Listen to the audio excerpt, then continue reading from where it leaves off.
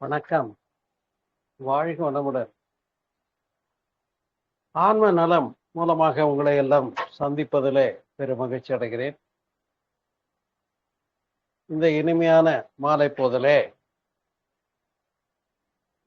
வானியலும் ஜோதிடமும் மனித வாழ்க்கையிலே எந்த அளவில் பங்கேற்று சிறப்பிக்கிறது என்பதை பற்றி சிந்திக்க இருக்கிறோம். அன்பு உள்ளங்களே, நாம் அறிவோம், இந்த பூமி என்ற பூமி பந்து உருண்டையை உள்ளடக்கிய சூரிய குடும்பம் என்று சொல்லக்கூடியது நவக்கோள்களை உள்ளடக்கியது. அது மட்டுமல்ல, இங்கே நட்சத்திர கூட்டங்கள் 27 தொகுதிகளாக முந்தையோர்கள் உணர்ந்து வானசாஸ்திரத்தை கணித்து சென்றிருக்கிறார்கள். அதனோடு 12 ராசிகளையும் கணித்து ஒரு மனிதன் பிறந்த நேரத்தை அடிப்படையாக கொண்டு அவருடைய ஜாதகம் கணிக்கப்படுகின்ற ஒரு பேருண்மையை நாம் அறிந்திருக்கின்றோம். அப்படி இத்தகைய ஜாதக கணிப்புகள் எல்லாம் கணிக்கப்படுகின்ற முறைகளை நம்முடைய முந்தையோர்கள் அறிந்து நமக்கெல்லாம் சிறப்பாக வெளிப்படுத்தி இருக்கின்றார்கள். இவ்வாறு விண்ணிலே இயங்கக்கூடிய நட்சத்திர தொகுதிகளும் கோள்களும் அவற்றின் இயக்கங்களும் நம்முடைய வாழ்க்கையில பெரும்பங்காற்றி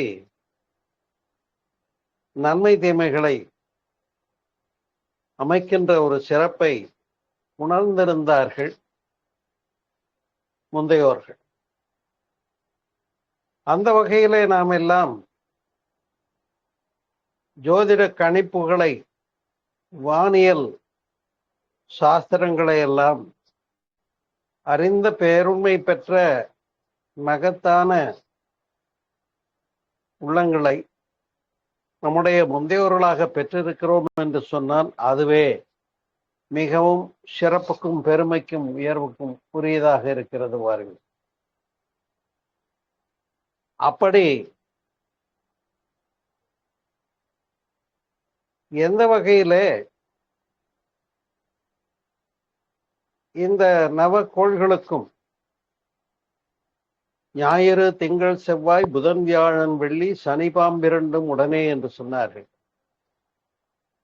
அப்படி இவைகளெல்லாம் ஒரு மனிதனுடைய வாழ்க்கையிலே எந்த அளவிலே அந்த கணிப்புகள் எல்லாம் உண்மையாக இருக்க முடியும்,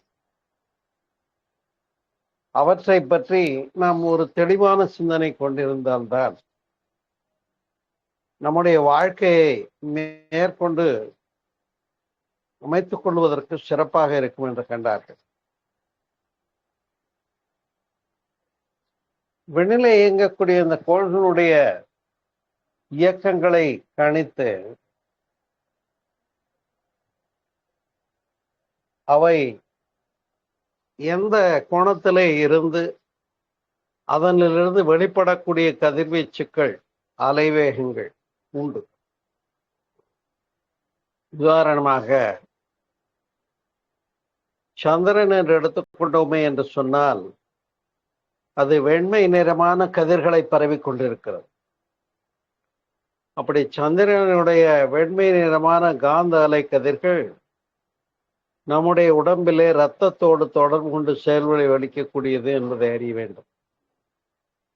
நீரின் மீது செயல்விளைவை நிகழ்த்தக்கூடியதுதான் அது. பூமி என்ற இந்த பூமி பந்து உருண்டையில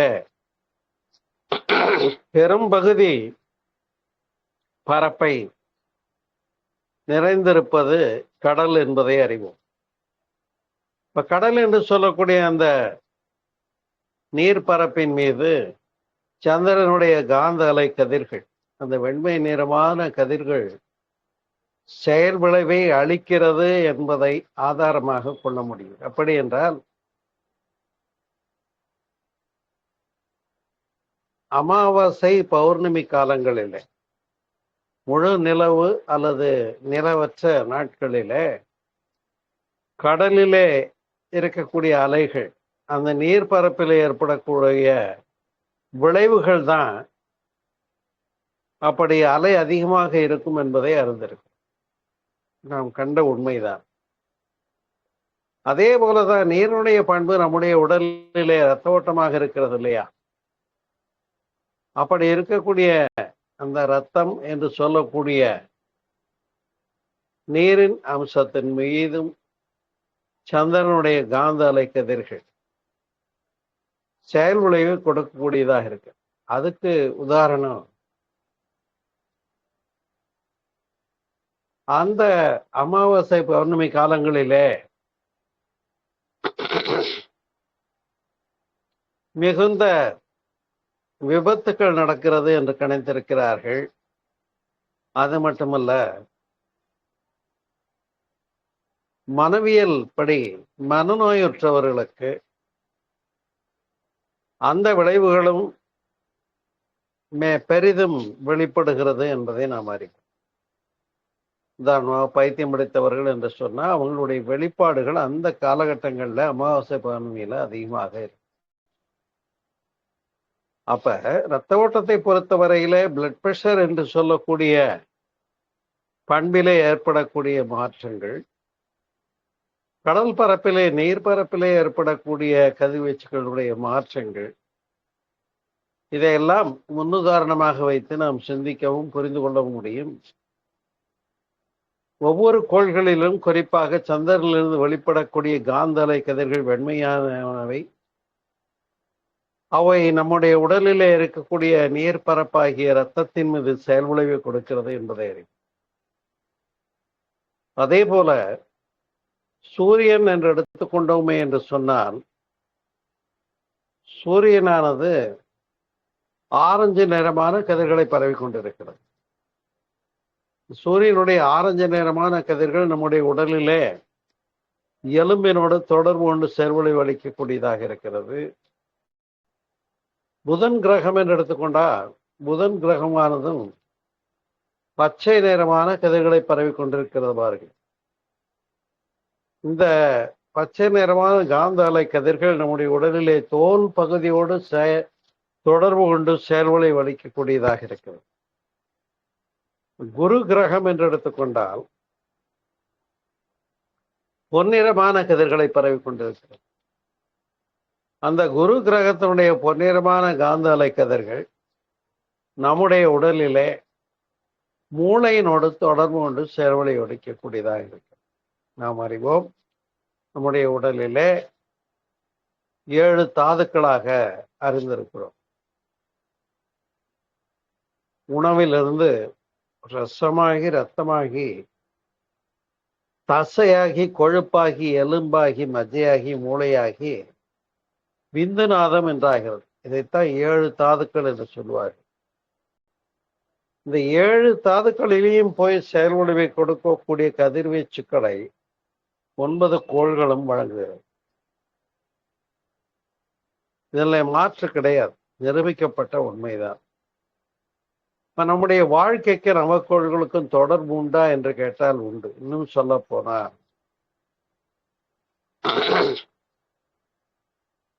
ராகு கேது என்று சொல்லக்கூடியது என்னன்னு கேட்டீங்கன்னா, அது நிழல் கிரகங்கன்னு சொல்லப்படும். அப்படி ஒரு கோள்கள் கிடையாது. எந்த வகையில் என்று சொன்னால், சூரியனை அறிவோம். சூரியனுடைய மைய பகுதியில் அழுத்தத்தினாலே அணுக்கள் சிதைவுற்று இருபுறமும் பீரிட்டு எழும் காந்த வழிப்பாதைகளே ராகு கேது என்று சொல்லப்படுகிறது. உதாரணமாக நாம் ஒன்றை அறிந்திருப்போம். சூரியனிலும் கரும்புள்ளிகள் உண்டு என்று விஞ்ஞானம் கண்டிருக்கிறது இல்லையா? இப்ப சூரியனில் இருக்கக்கூடிய அந்த கரும்புள்ளிகள் பிளாக் ஹோல்ஸ் அப்படின்னு சொல்லக்கூடியது. அப்ப சூரியனுடைய மைய பகுதியில அணுக்கள் சிதைவுற்று கொண்டிருப்பதனாலே அந்த மையத்திலிருந்து இருபுறமும் பேரிட்டு எழக்கூடிய காந்த வழிப்பாதைகளைத்தான் ராகு என்றும் கேது என்றும் குறிப்பிட்டார்கள். ஆகையினாலேதான் ஒரு மனிதன் பிறந்த சரியான நேரம் அதை கணக்கு வைத்துதான் அப்ப அந்த நேரத்துல எங்க கோள்கள் இயங்கியது என்று கவனித்து அதுல கர்ப்ப செல் இருப்பு போக அப்படின்னு கணக்கு போடுவாங்க. அப்ப கோள்களுடைய இயக்கத்தை கணிக்கக்கூடிய விஞ்ஞானம் தான் வான சாஸ்திரம் என்று சொல்லக்கூடியது. இன்றைக்கு எத்தனையோ தொலைநோக்கு கருவிகள் எல்லாம் வந்து விட்டாலும் கூட அன்றைய ஒரு காலகட்டத்திலே இவையெல்லாம் கணித்து சொல்லக்கூடியவர்களாக நம்முடைய முந்தையவர்கள் விளங்கி இருக்கிறார். நாம் பார்க்கக்கூடிய இந்த சந்திரன் மற்றும் சூரியன் மீது ஏற்படக்கூடிய கிரகணங்களை பற்றி கேள்விப்பட்டிருக்கோம். அப்ப சூரியன் மத்தியில சந்திரன், இந்த பக்கம் பூமி வருகிற போது ஏற்படக்கூடிய எக்லிப்ஸ் என்று சொல்லக்கூடிய கிரகண விஷயங்கள் அது மறைக்கின்றது பாருங்க. அதுல இருந்து வரக்கூடிய அந்த கதிர்வீச்சுக்களை அவை தடுக்கிறது, மறைக்கிறது. அந்த நேரத்தில் அந்த எஃபெக்ட் ஜாஸ்தியா இருக்கும்னு கண்டாங்க. அதே போலதான் சந்திர கிரகணமாக இருக்கட்டும், சூரிய கிரகணமாக இருக்கட்டும், அதை சிறப்பாக கணித்து அந்த கணிப்புகளின் அடிப்படையிலே வாழ்வியலை கண்டார்கள் முந்தையோர்கள். அப்படி அந்த முறையான சூரிய சந்திரனுடைய கணிப்புகளை கணித்த முடிந்ததுனாலே தான் பஞ்சாங்கத்துல இந்த நாளில, இந்த மாதத்துல, இந்த நேரத்துல சந்திர கிரகணம் ஏற்படுகிறது, சூரிய கிரகணம் ஏற்படுகிறது என்று அவர்கள் கணித்து சொல்ல முடிகிறது. அது சரியாகவும் இருக்கிறது. இப்ப இந்த விஞ்ஞானத்தை அன்றைக்கே நம்முடைய விஞ்ஞானிகளாகிய முந்தையோர்கள் கண்டார்கள் என்பதுதான் தனிச்சிறப்பு. அன்பு உள்ளங்களே, இந்த வகையில ராகு கேது என்பது என்னன்னு பார்த்தோம், கிரகணங்கள் என்பது என்னன்னு பார்த்தோம். அதே போல நிலவு நாள், முழு நிலவு நாள் மற்றும் நிலவற்ற நாளிலே இந்த கதிர்வீச்சுகளுடைய பண்புகள் மாறுகிறது. தமிழ் மாதம் எடுத்துக்கிட்டீங்கன்னா தை மாதத்தில் வரக்கூடிய பூசம், இப்படி அந்த நட்சத்திரங்களும் அதுவும் இணைந்து வருகின்ற கார்த்திகை மாசத்துல கார்த்திகைன்னு சொல்லுவோம். சித்ரா பௌர்ணமி, பௌர்ணமி நாள்ல வரக்கூடிய சித்திரை நட்சத்திரம், ஆவணி அவிட்டம் என்று சொல்லுவார்கள். இப்படி ஒவ்வொரு மாதத்திலும் அந்த முழு நிலவு நாளன்று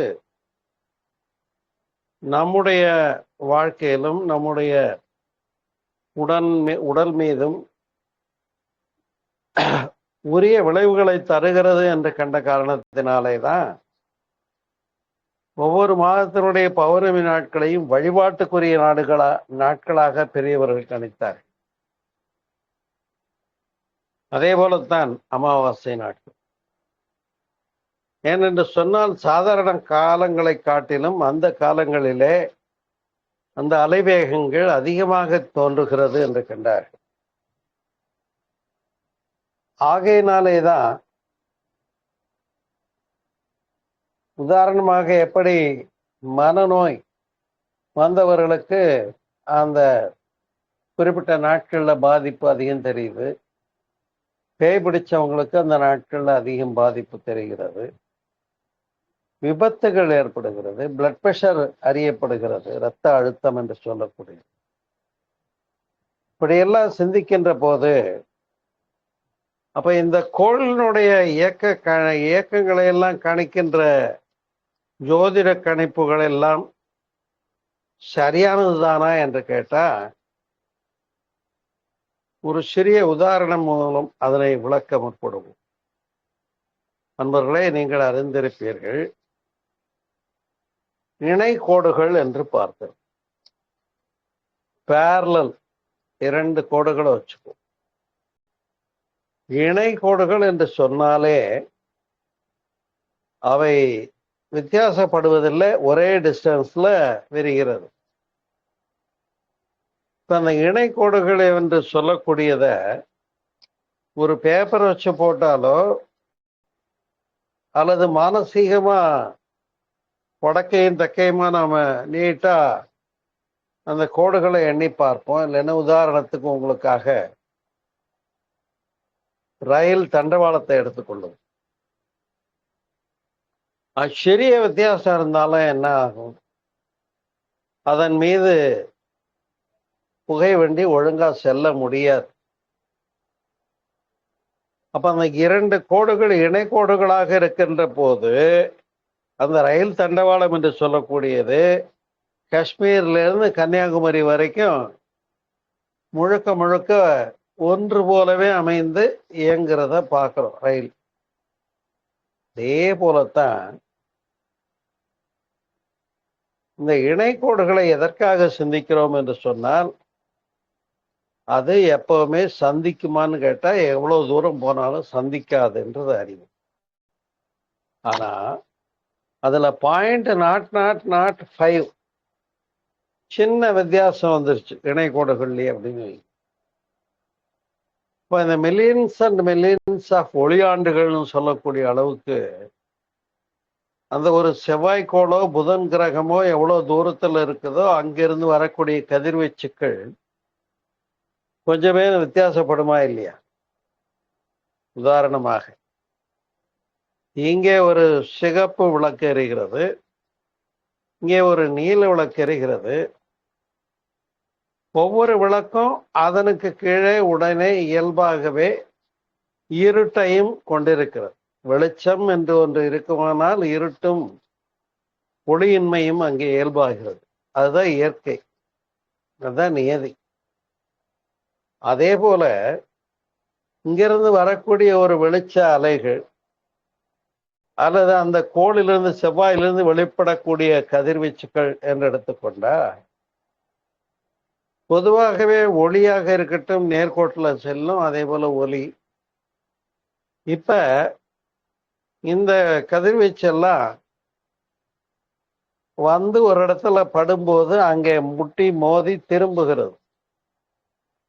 அப்ப இந்த அலை என்று சொன்னாலே வந்து மோதுதல், அப்புறம் பிரதிபலித்தல், இடை இயங்குதல், இன்ட்ராக்ஷன், அப்புறம் பெனிட்ரேஷன் என்று சொல்லக்கூடிய ஊடுருவுதல். கண்ணாடி போன்ற வஸ்துல ஒளி செல்லுதுன்னு வைங்க, பெனிட்ரேட் ஆகி அந்த பக்கம் மங்களா தெரியும். இப்ப அலை என்றாலே அலை வரும், மோதும், மோதினால் பிரதிபலிக்கும். ஒலி, கரங்கள் மோதினதாலே ஒலி ஏற்படுகிறது. இந்த ஒலி இந்த உள்வாங்கியின் மூலமாக உங்கள் காதுகளிலே நான் கை தட்டுவது வந்து சேர முடிகிறது. இதுபோல இந்த அலை என்பதே இயல்பாக மோதுதல், பிரதிபலித்தல், இடை இயங்குதல் என போய் மோதி திருப்பி வருது, அது மோதி திரும்பி வருது. அப்ப அவர் கொஞ்சம் குறைஞ்சிக்கிட்டே இருக்கும். ஊடுருவுதல், கசிதல், ஒளிக்கசிவு என்று அறிந்திருப்போம். இப்படி பல வகையிலும் வேறுபடுகிறது. அந்த இப்ப நீங்க ஒன்று தெரிஞ்சிருப்பீங்க, ஆரத்தி கரைக்கிறாங்க அப்படின்னு சொன்னா சடங்குகள்ல பார்த்திருப்பீங்க.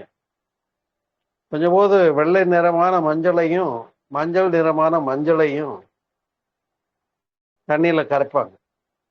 இந்த மஞ்சள் என்ன நிறம்? மஞ்சள் நிறம். சுண்ணாம்பு வெள்ளை நிறம். ஆனால் அங்கே ரெண்டும் கலக்கும் போது என்னவா மாறுது? சிவப்பு நிறமாக மாறுகிறது இல்லையா?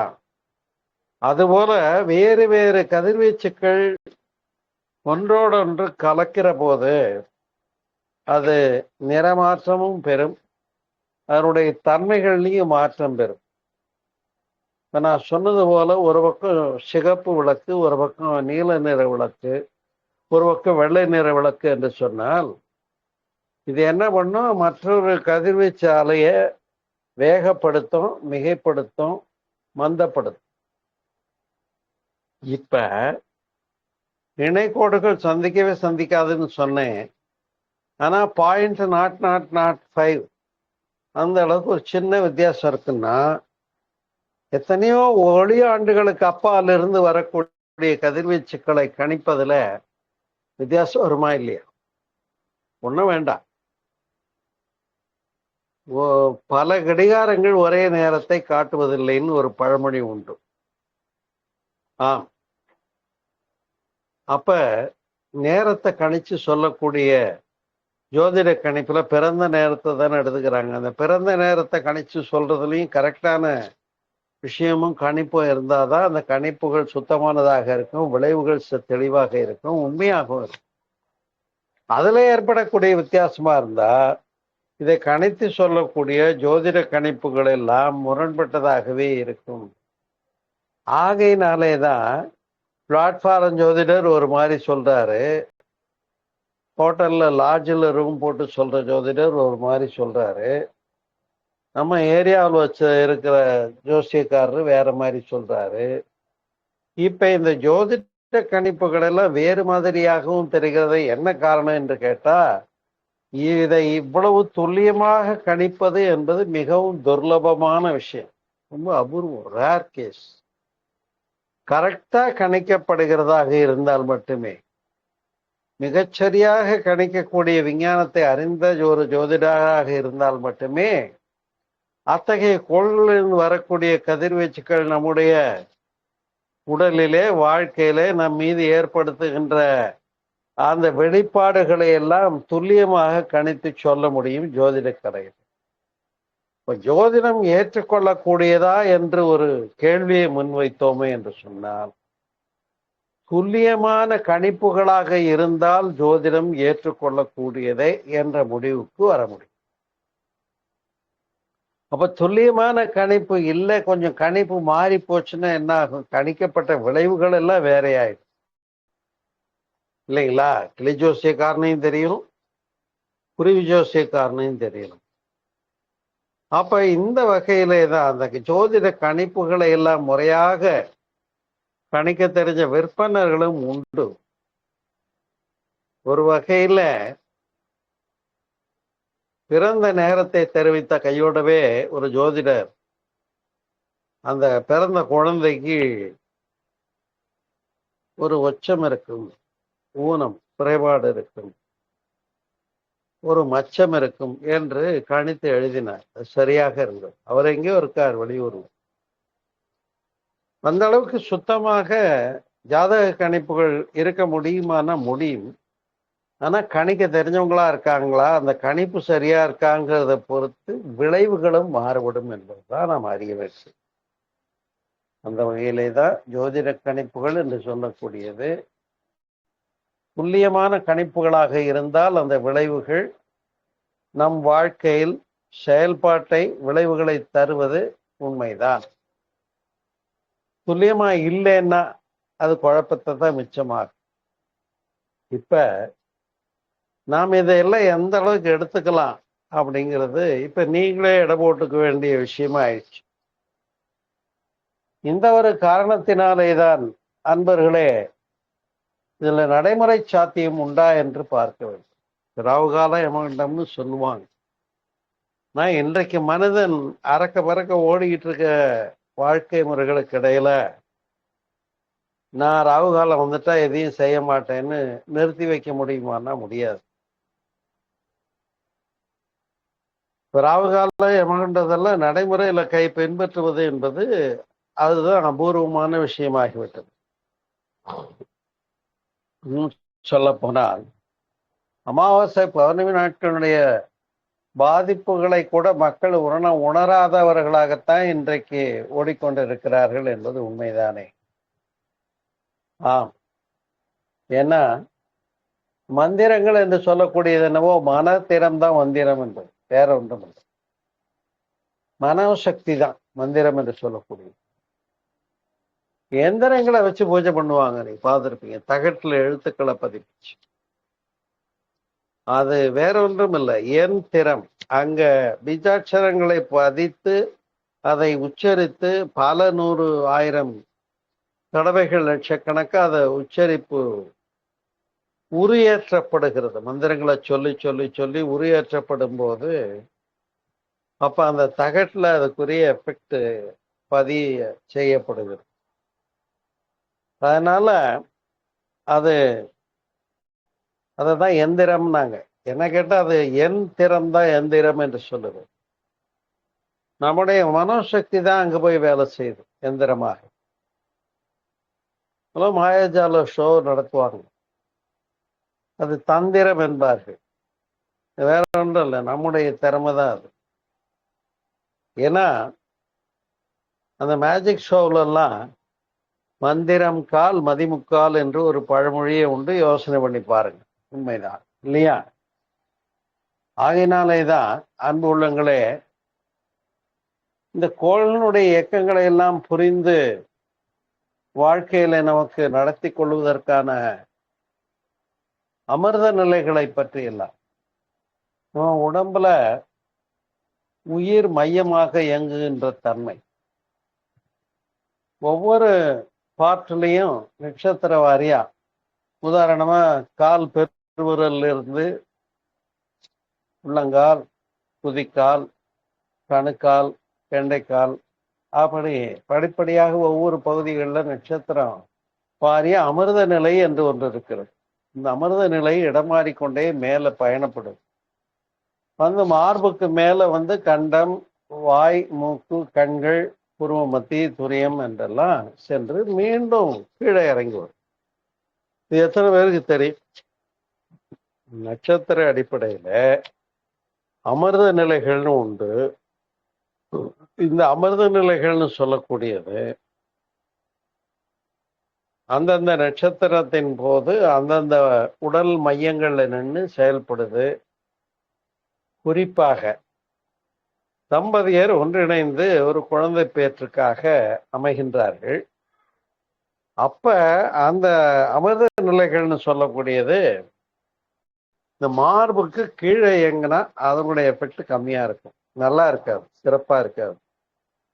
அமிர்த நிலை மார்புக்கு மேலே இயங்கும் போது உணர்ந்து பெற்ற குழந்தையா இருந்தா அந்த குழந்தை செல்வம் சிறப்பா இருக்கும்னு எல்லாம் கண்டு வச்சாங்க. இதுக்கு பேர் தான் அமிர்த நிலைகள்னு பேர். இதையெல்லாம் என்னுடைய பெண்மை மனிதத்தில் முழுமை என்ற நூலிலே நான் தாம்பத்திய ரகசியம் என்ற தலைப்பில் இன்னும் பல விஷயங்களை அதில் விளக்கி இருக்கிறேன். நாம் அனைவருமே மன வாழ்க்கை மேற்கொள்வதற்கு முன்னாலே அறிந்து அனுஷ்டிக்க வேண்டிய விஷயங்களை எல்லாம் முந்தையவர்கள் நமக்காக கொடுத்திருக்கிறார்கள். அவ்வளவு சிறப்பு. அதனால இதுல எல்லாம் சயின்ஸ் இருக்கான்னு கேட்டா இருக்கு. ஆனா நாம அதனுடைய காஸ் அண்ட் எஃபெக்ட் புரியறது இல்லை, வேற ஒண்ணும். இப்ப ஒலி எழுப்புகிறோம், அது குறிப்பிட்ட அடிகளுக்கு வித்தியாசம் எக்கோ வருதா இல்லையா? அப்ப எத்தனை அடியில போய் அது மோதி திரும்புது, அப்ப எக்கோ வருதுங்கிறதெல்லாம் கணிச்சு சொன்னதுதான் பிரமிடு சாஸ்திரமாக இருக்கட்டும், இல்ல மனையடி சாஸ்திரமாக இருக்கட்டும், இவையெல்லாம். ஆகினாலே அன்பர்களே, இந்த கோளினுடைய இயக்கம் குறித்து கணிக்கிற போது, அந்த அலைகள் ஒன்று சேருகிற போது, கலக்கிற போது நிறம் மாறுகிறது என்று பார்த்தோம் இல்லையா? இப்போ அதனுடைய பவர் கூடுது குறையுது. இதைதான் ஜாதக கணிப்புல உச்சம் நீச்சம் என்று சொல்லுவார். நான் வீட்டில இருந்து அவன் பார்க்குறான், இவனுடைய பார்வை இங்கிருந்து வர்றதுனால இப்ப இந்த எஃபெக்ட் வந்து உச்சத்துக்கு போகும் என்றும், இல்லை குறுக்க இந்த அலைவேகம் வர்றதுனால நீச்சமாகி போகும், அதாவது பவர் இல்லாமல் போயிடும்ன்றதையும் கணிச்சு சொன்ன ஜோதிட ஜாதக கணிப்புகளை எல்லாம் நாம் புரிந்து உணர்ந்து பின்பற்ற வேண்டிய பொறுப்புடையவர்களாக இருக்கிறோம்.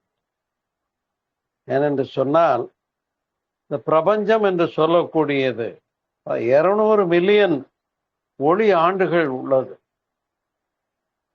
அவ்வளவு பெரிய இந்த கோள்களை பற்றி முந்தையவர்கள் கணித்தார்கள், அறிந்தார்கள், புரிந்தார்கள், தெரிந்தார்கள்.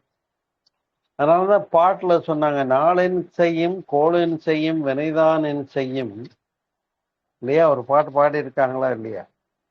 கோளறு பதிகத்துல ஞாயிறு திங்கள் செவ்வாய் புதன் வியாழன் வெள்ளி சனிவாம் இரண்டும் உடனே ஆசரு நல்ல நல்ல அவை நல்ல நல்ல அடியாரவர்க்கு மிகவே என்று பேசுகிறார். அப்ப அந்த அளவுக்கு அது எஃபெக்டிவானது தான்றதை புரிஞ்சுக்க வேண்டும். ஆகையினாலே தான்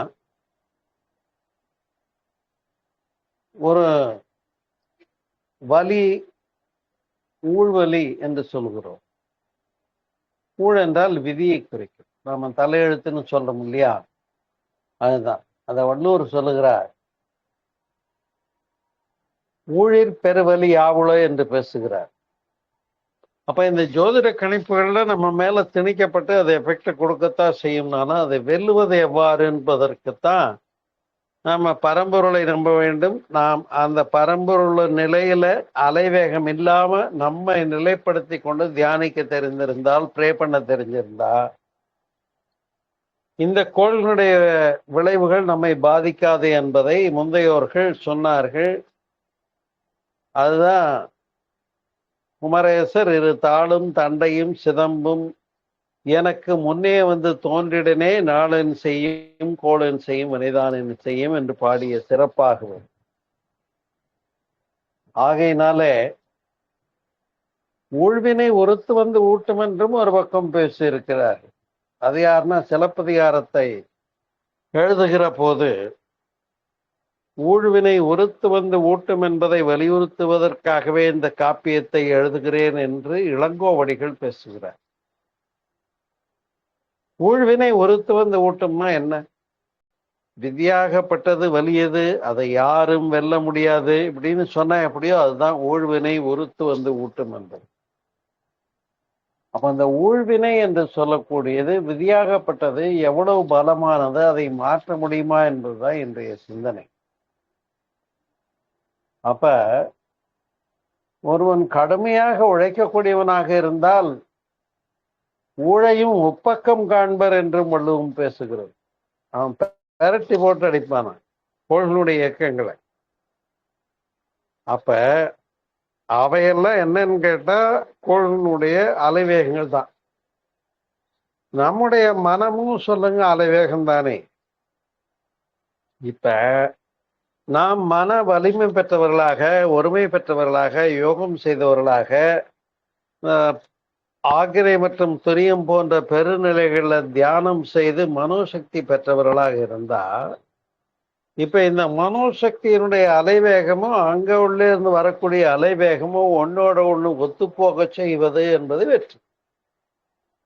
இதுல வெற்றி பெற முடியவில்லை என்று சொன்னால் நாம் கணித்த கணிப்பு தோல்வியா போச்சு, நம்முடைய மனோசக்தி குறைவா போச்சு, எஃபெக்ட் கொடுக்கல, நடக்கல, ஆகல, முடியல, கிடைக்கலன்னு வருத்தப்படுகிறோம். அன்பு உள்ளங்களே, இதைதான் சொன்னார்கள். என்ன என்று கேட்டா, சிவாய நம என்று சிந்தித்திருப்போருக்கு அபாயம் ஒரு நாளும் இல்லை, இல்லையா? ஔவையார் பாடுறாங்க, சிவாய நம என்று சிந்தித்திருப்போருக்கு அபாயம் ஒரு நாளும் இல்லை. இதோட விட்டுட்டா அந்த பக்கம் தீக்காரன் நம்ம பார்த்து கேள்வி கேட்கிறான்.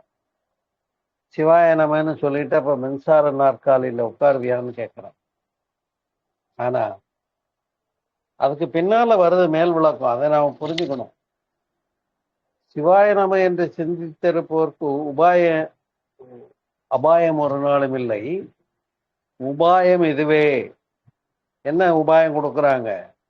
இதுவே மதியாகும். மதின்னா மனோசக்தி, வில் பவர். இதுவே மதியாகும். அப்ப மதியினுடைய வேலை அங்க நடக்கலைன்னு வச்சுக்கோங்க, அல்லாத எல்லாம் விதியே மதியாய்விடும் என்று பேசுகிறார் ஔவையார். இவ்வளவு தெளிவா பேசி சொல்லியிருக்காங்க பாரு, இல்லையா? அதனாலதான் ஒரு சின்ன உதாரணம் சொல்றேன்.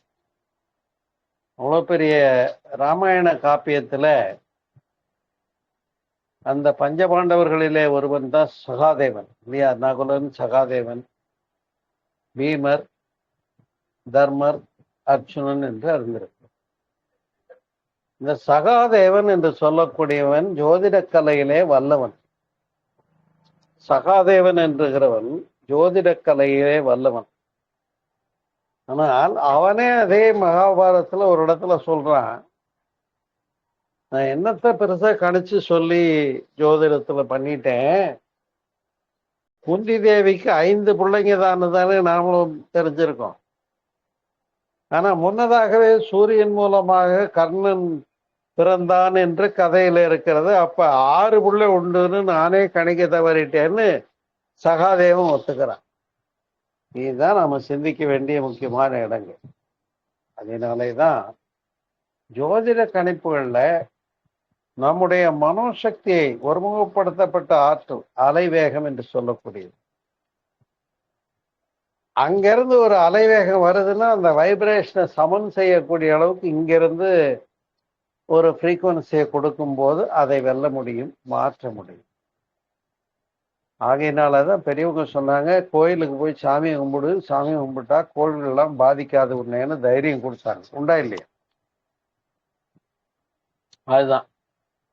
ஆனா இப்ப ஜோசியக்காரர்கிட்ட போற நம்ம என்ன பண்றோம், கேலண்டரை பார்க்குறோம், ராவுகாலம், யமகண்டம், அமாவாசை, பௌர்ணமி, பாட்டியம்ம, ஏகப்பட்ட நிபந்தனைகளை வச்சுக்கிட்டு வாழ முடியாம வாழ்ந்துகிட்டு இருக்கோம். இன்னும் சொல்ல போனா எனக்கு தெரிய ஒரு அன்பர் என்ன சொல்றாரு, உன்னுடைய வாழ்க்கையில இப்ப 7ஆம் நாட்டு சனி வந்துடுச்சு, உனக்கு ஒண்ணுமே தொட்டது துலங்காது, விளங்காது, ஜாக்கிரதையா இருன்னு சொல்லிட்டாராம். இவர் என்ன பண்ணார் தெரியுமா, 7.5 வருஷம் எந்த கடையும் ஓபன் பண்ணி நடத்தல, தொழிலே செய்யல. இப்ப நீங்க நல்லா யோசனை பண்ணி பார்க்கணும். ஜோசியக்காரன் சொல்லிட்டா 7ஆம் நாட்டு சனி என்னட்டு சும்மா உட்கார்ந்து இருந்தா அப்ப அந்த எஃபெக்ட் அதிகரிக்குமா குறையுமா? அடாடா. அப்ப இந்த கொள்ளுடைய எஃபெக்டுக்காக நாம சும்மா இருக்கிறது தவறு. அப்ப நாம அதை மீற முடியும். அதுக்கு பேர் தான் அதிர்ஷ்டம் என்று சொன்னார்கள். இந்த அதிர்ஷ்டம்னா சாதாரணமா என்ன சொல்றோம், அது தானே வருகிறது. ஆமா, அது நம்ம இஷ்டத்துக்கு வராது.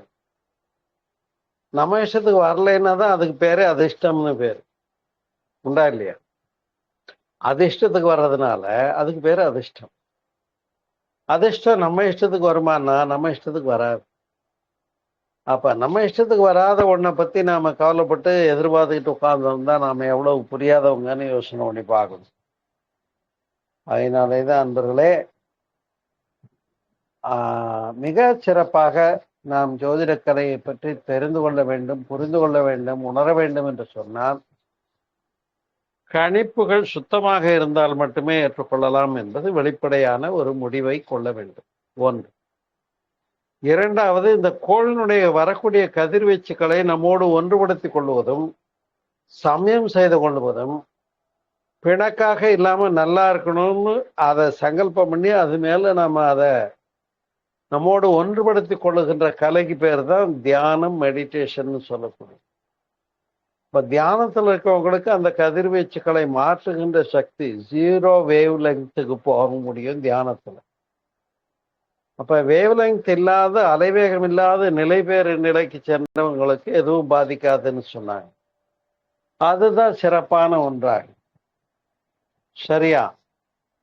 ஆகையினாலே அன்புள்ளங்களே, இந்த கருத்துக்களை எல்லாம் முறையாக நாம் சிந்திக்கின்ற போது ஜோதிட கலை என்பது உண்மைதான். ஆனால் அந்த கணிப்புகள் சுத்தமாக இருந்தால் மட்டுமே நாம் அதனை எடுத்துக்கொள்ள வேண்டும். சுத்தமாக கணிக்க தெரியாத, துல்லியமாக கணிக்க தெரியாத ஜோதிடர்கள் இருந்தால் தவறு. ஒன்று. இரண்டாவது, ஜோதிட கலையில அவங்க பரிகாரங்கள்லாம் சொல்லுவாங்க, கேள்விப்பட்டிருக்கேன். ஜோதிட கலை சாஸ்திரத்தின்படி ஒன்றே ஒன்று தெரிந்து கொள்ளும், பரிகாரங்கள் என்பது கிடையாது. என்னன்னா, இதெல்லாம் தெரிஞ்சுக்கிறதுனால இப்ப வானிலை அறிக்கை பார்த்துக்கிறோம், மழை பெய்யும் பெய்யாதுன்னு தெரிஞ்சுக்கிறோம். வானிலை அறிக்கை பார்த்துக்கிறோம், அதுக்கேற்ப ஒரு கொடை எடுத்துக்கிட்டு போய்க்கிறோம். இவ்வளவுதான். இது மாதிரிதான் ஜோதிடமும் அதுக்காக நம்ம செய்யற பரிகாரங்களோ மற்ற மூமெண்ட்ஸோ. முன்ன மழை வருவது தெரிஞ்சு எச்சரிக்கையா கொடை எடுத்துட்டு போயிடுற மாதிரிதான். மற்றபடி எல்லாம் பெருசா அதை நாம நடைமுறையில கொள்வதற்கு, சிந்திப்பதற்கு ஒன்றுமில்லை என்று புரிந்து கொள்ள வேண்டும். எல்லாத்தை விட அலைவேகம் இல்லாத நிலைபேறாகிய அந்த சிவனுடைய திருவடியை எட்டியவர்களுக்கு இது எதுவுமே ஒண்ணுமே பண்ணாதுன்னு பெரியவங்க பாடின கோளறு பதிகங்கள் எல்லாம் சிறப்புடையது. இந்த கவிகள் எல்லாம் உங்களுடைய திறமையையும் மனோசக்தியையும் புரிந்து உங்களை வழி நடத்துவதற்காக பெரியவர்களாலே வகுக்கப்பட்டவைதான். எனவே கோள்கள் அதனுடைய அதிர்வுகளையும் அலைவேகங்களையும் நிறங்களையும் வண்ணங்களையும் எஃபெக்டையும் கொடுத்துக்கிட்டு தான் இருக்கு. அதை ஃபேஸ் பண்ற அளவுக்கு உங்களுடைய வில் பவரை அதிகப்படுத்திக்கணும்னா யோகா பண்ணணும், தியானம் பண்ணணும், மெடிடேஷன் பண்ணணும். அதனால்தான் ஆசரு நல்ல நல்ல அவை நல்ல நல்ல அடியாரவர்க்கு மிகவே என்றால் சிவனாகிய 0 ஸ்டேட் ஆஃப் லெவலை புரிஞ்சவங்களுக்கு. சிவன்னா அலைவேகம் இல்லை, சக்தின்னா அலைவேகம் உண்டுன்னு. இப்ப சிவநிலையை பெற்றவர்களுக்கு இவை எதுவுமே பாதிப்பு கொடுக்காது என்பதை தெளிவாக பேசியதுதான் இந்த கவி. ஆசரு நல்ல நல்ல அவை நல்ல நல்ல அடியாரவர்க்கு மிகவே என்று சொல்லி இந்த கோள்கள் பேரையெல்லாம் சொல்லிட்டாங்க. நீங்களும் புரிஞ்சுக்கோங்க. நீங்க மனவலிமை பெற்றவராக இருந்தால் கோள்களுடைய எஃபெக்டை நீங்க குறைச்சிக்க முடியும், காம்ப்ரமைஸ் பண்ணிக்க முடியும், ஒத்திசைவு கொண்டதாக செய்து கொள்ள முடியும். ஒருத்தர் சொன்னானா நிறைய இடமா போனா நல்லதா வளமா போனா நல்லதான்னு கேட்டான். அதுக்கு இன்னொருத்தன் சொன்னானா அது எந்த பக்கம் போனா நல்லதுங்கிறது அடுத்த விஷயம்ப்பா, மேல விழுந்து பிடுங்காம போனா நல்லதுன்னு சொன்னான். இது போலத்தான் நாம நம்முடைய விஞ்ஞானத்தை மேம்படுத்தி கொள்ள வேண்டும் என்று கூறி இந்த இனிய மாலை போதலே உங்களோடு வானியலை பற்றியும் அதன் ஜோதிட கணிப்புகளை பற்றியும் சிறந்த ஒரு நல்ல தலைப்பை சிந்திப்பதற்கு வாய்ப்பு கிடைத்தமைக்கு நன்றி கூறி, இதற்காக இந்த இணைப்பை சிறப்பாக நடத்தி கொண்டிருக்கக்கூடிய ஆன்ம நலம் குழுவினருக்கும் நன்றியை தெரிவித்து நிறைவு செய்கிறேன். நன்றி, வணக்கம். வாழ்க வையகம், வாழ்க வளமுடன். நன்றி, வணக்கம் ஐயா. வாழ்க வளமுடன் ஐயா. வாழ்க வளமுடன். வாழ்க வளமுடன்.